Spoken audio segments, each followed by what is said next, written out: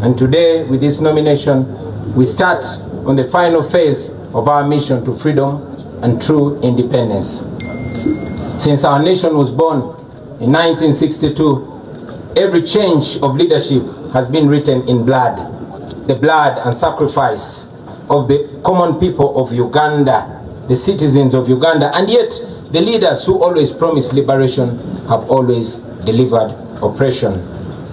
For 40 long years, one man and a small group of his relatives and friends have ruled our country on gunpoint. They have looted our nation and turned every institution of government into a tool of oppression. They have reduced the citizens of Uganda into slaves on their own land. They have reduced all of us into beggars, and they've turned our poverty zero musambu zero and yet zero musambu musambu zero kinana musatu kumi na musambu insambu. Our country cannot fall down. Our country will stand firm. Ladies and gentlemen, our country is fertile. Our people are hardworking and enterprising. We are rich in creativity. We are resourceful. We are energetic. We are young, and we are promising. Our country is one of the richest countries on the planet in terms of natural resources. So, my brothers and sisters, our problem is not lack of wealth. Our problem is lack of leadership. Leadership that serves the people instead of terrorizing them and exploiting them. Leadership that seeks to uplift the citizens instead of enslaving them. Sisters and brothers, this is not the first time that we stand before you with a dream of a new Uganda. We first made our attempt 5 years ago in 2021. Hundreds of our brothers and sisters,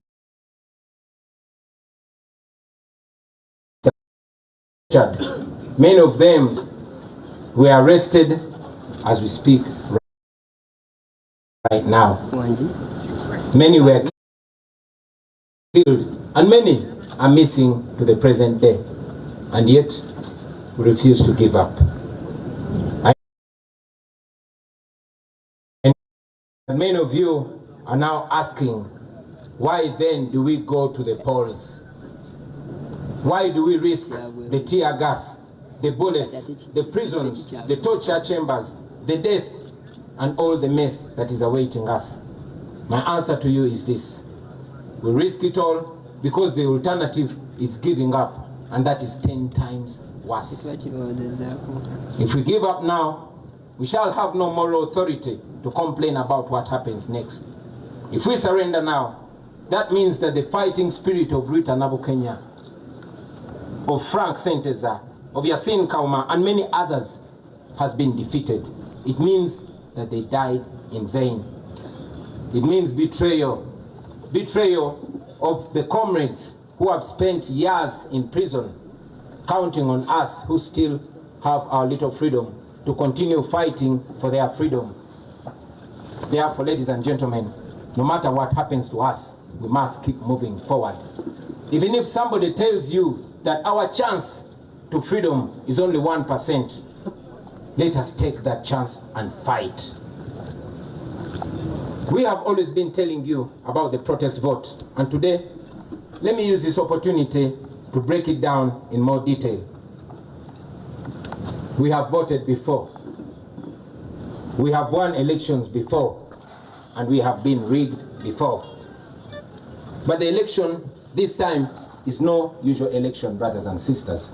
We are going into this election as a way of protesting against the injustice that has been occasioned to us for the last 40 years. We are protesting, and the protest begins now.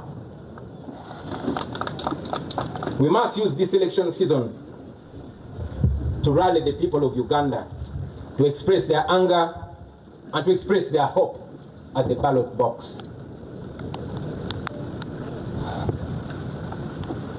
We are going to use this election to protest legally. We are going to use this election to protest constitutionally. And we are going to use this election to protest non-violently. We must mobilize the people of Uganda to come out and vote in very, very large numbers. Numbers too big to rig. We must lay different strategies and make different plans to ensure that we, the people of Uganda, get our freedom in this season. Now, to our brothers and sisters in the diaspora, you, brothers and sisters, the Ugandans in the diaspora, you send so much money. You send more than $2 billion back to Uganda every year. In real sense, you are the biggest investors in Uganda. 0 kinana musatu 17 You know what happens to those that return home. Many of you don't risk the brutality. We know that Ugandans like Sam Mugumya, who returned from a Congolese prison, was abducted weeks ago, and up to now he's missing. Nobody knows where Sam Mugumya is. We know Robert Kayingo Ruja, a lawyer who was recently abducted from the airport, kept incommunicado for a month before being forced back in exile without even stepping foot in his house. The examples are many, ladies and gentlemen, but I tell you, my friends, we are fighting so that you can return to your home, to your families, to freedom and dignity. We are fighting so that you are received with roses and not handcuffs. We fight so that Uganda can give your children the chances and opportunities that you never got. That is why we fight. Now to General Museveni.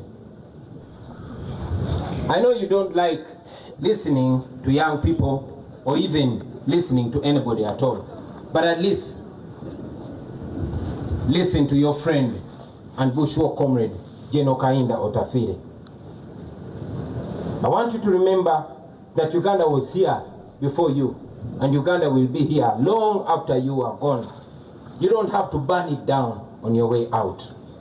The best guarantee for your legacy, for your security, and for what you and your people have earned in the last 40 years is to allow a peaceful, orderly, and democratic transition of power. That opportunity is available because we are not vengeful people. We still believe in peace. We still believe in justice. And yes, we believe in reconciliation. All we want is a free and fair election. No military violence, no police brutality. That is not too much to ask for. Let this election not be a military operation. Let this be a democratic election. That should not be too much to ask for. You are aware that for the last 5 years, your regime has done everything to break our spirits. They tried to silence us, but we are even louder. We are not giving up. And you know that you cannot defeat people who don't give up. Now to fellow Ugandans,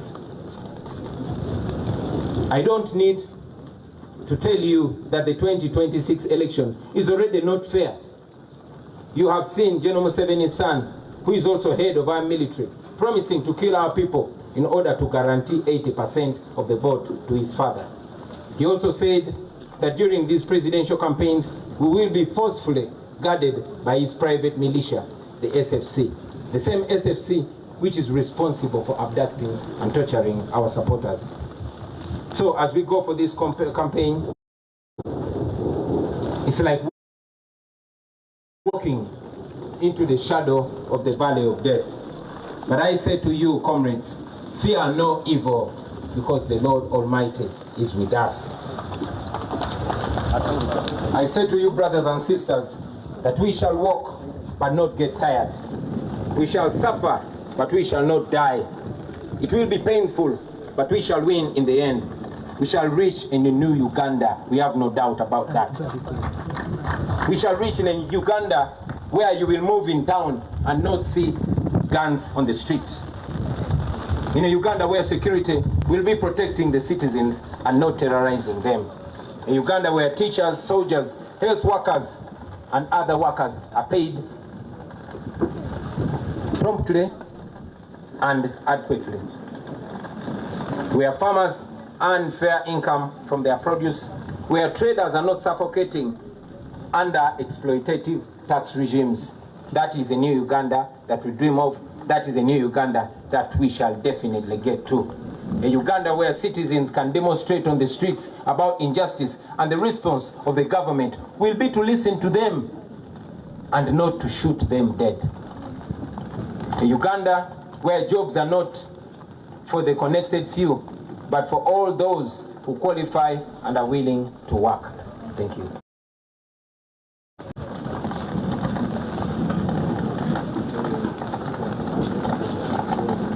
In the coming days, ladies and gentlemen, we shall unveil our manifesto, and we shall go ahead to paint a clear picture of that new Uganda that we dream of, that new Uganda that we believe.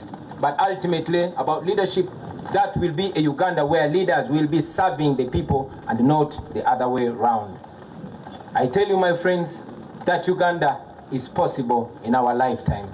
And with your courage, with our sacrifice, and with the grace of God, we shall reach that new Uganda.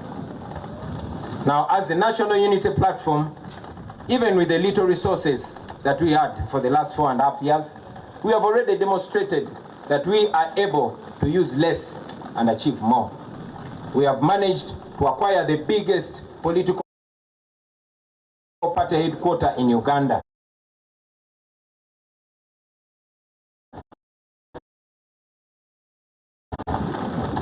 We have launched the first school of leadership, and we have gone ahead to groom leaders at no cost to them. Leaders that will uphold our values and offer leadership to the next generation.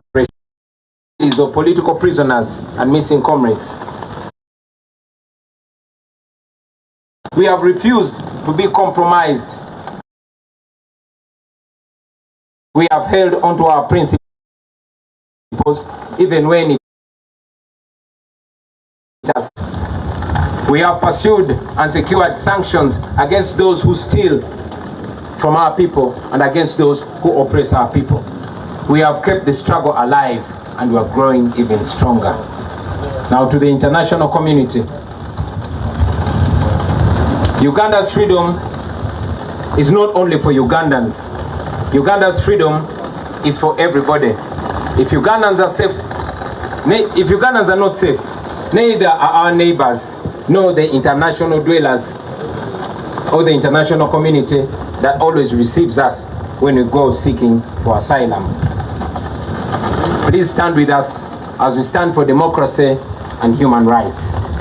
Now to our senior comrade, Dr. Kiza Besije, to our brothers Alex Waiswa Mufumbiro, Comrade Bobi Young, Eddie Mutwe, Achille Uchivumbi, Machete, Gaddafi, other political prisoners, we honor you, we think about you, we pray for you, and we are fighting for you. To your families and every Ugandan that has been affected in this struggle, please don't lose hope. Your suffering will never go in vain. Now finally, to the comrades that I will be moving with on this campaign trail, the foot soldiers, the ordinary citizens of Uganda, through the prison walls and through the funerals. You have been my shield. You have been my eyes. You have been my courage. You have been my strength. You have been my friends, my true friends. Today, as we go into what is likely to be an even more violent campaign, I will be relying on you, my friends. We are embarking on a long walk to freedom. Whatever lies ahead of us is going to test everything that we are and everything that we stand for. But I guarantee you, brothers and sisters, freedom will come at the end of the day. Because after all, freedom never comes easy. Our grandparents shed blood for the independence of this country 62 years ago. Our parents shed blood for what they believed was a liberation 40 years ago. Our comrades in this very generation are in prison for this very struggle. They've shed blood for this struggle. Many of them are missing and they don't even have graves for this struggle. Let us carry them in our hearts. Let us carry them in our minds. Let us do this in their name. Brothers and sisters, the same courage and discipline that has kept us going since 2017 should be the same courage and discipline to carry us through this campaign. Your duty in this campaign, I must remind you, will not be to protect me. Yes, your duty in this campaign is not to protect me. It is to protect yourselves. It is to protect each other. It is to protect those ordinary people that come to support us on our rallies. I request you to be vigilant in every village that we shall enter and on every rally that we go to. Please be very solid and be very sober. Please be very calm and be very disciplined. Hope for the best, but prepare for the worst. Be careful, but don't show fear, because this regime wants us to be fearful. My brothers and sisters, I want you to understand what we are fighting for. We are fighting for a better Uganda. We are fighting for the farmers, for the border riders, for the young graduates who have no jobs. We are fighting for the ghetto people, those ghetto youth whose future is being stolen away in exchange for a few shillings. We are fighting for the ordinary children whose future is empty and we want to give meaning to. We are fighting for those police officers who are ordered to brutalize you because you are fighting for their children's future. And afterwards, they have to return to future. And afterwards, they have to return unto a family with no health insurance. Please don't look at them as your enemies, because they are not your enemies. They are victims too. They also wish that things can change someday. Brothers and sisters, if we succeed, this country will be free and things will change forever. It will never be the same again. Unfortunately, if we don't succeed, nobody will ever believe that we did our best. That will mean that we are condemning our children, those that are born and those that are unborn, to slavery. And that is not what we should be doing. Therefore, brothers and sisters, failure is not an option.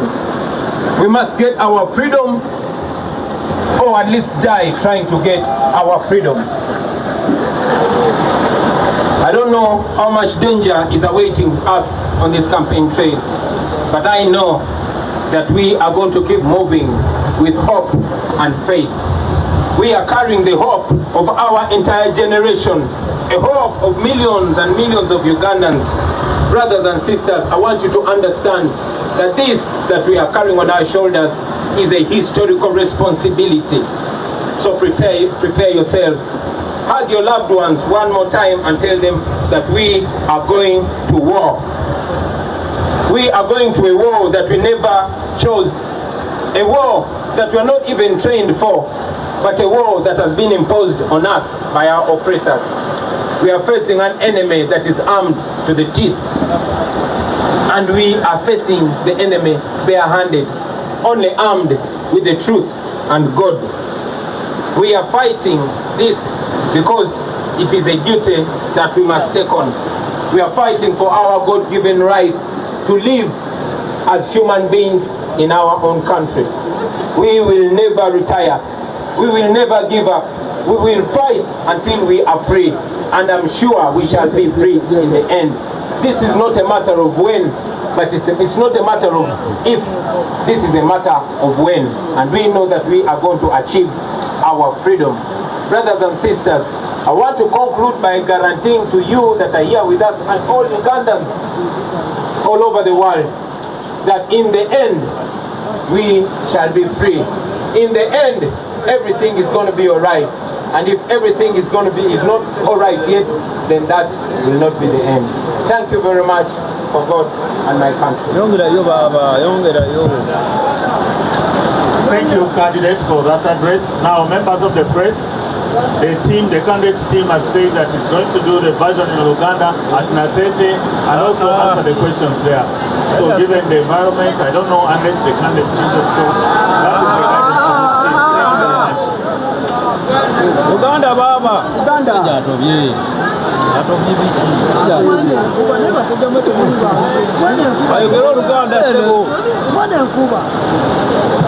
So let us wait for that advice. But that's what the team had presented. Yeah, apologies because of the weather and because of the time constraint. We request that we proceed to Natete to address our rally and maximize our time, and maybe we'll answer questions from there or another opportunity. Thank you very much.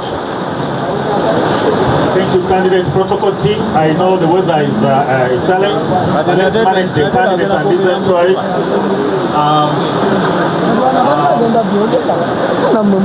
Please, protocol team, protect my microphone at the main.